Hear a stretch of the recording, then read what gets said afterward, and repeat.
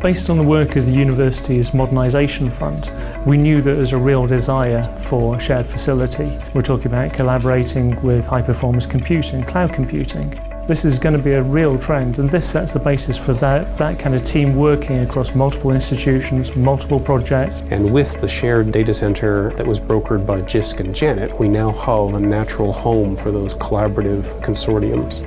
Institutions can save up to 1/3 of their costs of data centre provision by moving into the shared data centre. You can go ahead and be collaborative in terms of sharing some of the equipment that the tenants own inside of the data centre, like our supercomputers, our high-performance computing systems, and realising the cost benefits on that. Kit Catalogue is much more than just a list of equipment. It contains a brief description of the piece of kit. It can contain user notes on how to use the equipment, application notes on what other people have done with the equipment to give you ideas, maybe even publications which people have written with that particular item of equipment. The University of Nottingham has 3 campuses in the UK, China and Malaysia, and Kit Catalogue allows us to see what equipment we have in those 3 campuses without needing to do extensive web searches or phone people up. It also tells us the equipment that we don't have and allows us to see where we've got technology gaps.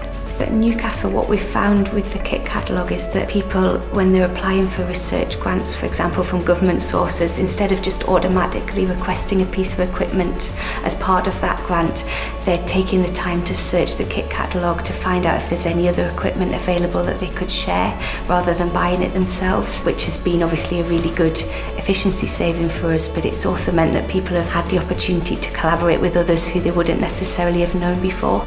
By offering supercomputing as an on-demand service, we're removing the major barriers to an essential tool for research and industry. At HPC Midlands, we work with universities, SMEs, and major corporations, whether they're testing high-performance computing for the first time or just looking for extra capacity. With no capital expense and no ongoing obligations, it is a low-cost, low-risk opportunity to access the expertise and network that JISC and Janet help to provide. What we've done by brokering access to £60 million of public investment in high-performance computing is make those facilities available not just to institutions that wish to share equipment, but also to industry, and there will be a direct benefit in terms of the UK's economic competitiveness and the innovation landscape of particularly small firms. It made absolute sense for us to work with JISC and Janet in this way, and we really see this as a model for how future projects and future services could be delivered where there's a shared collective need to take something forwards.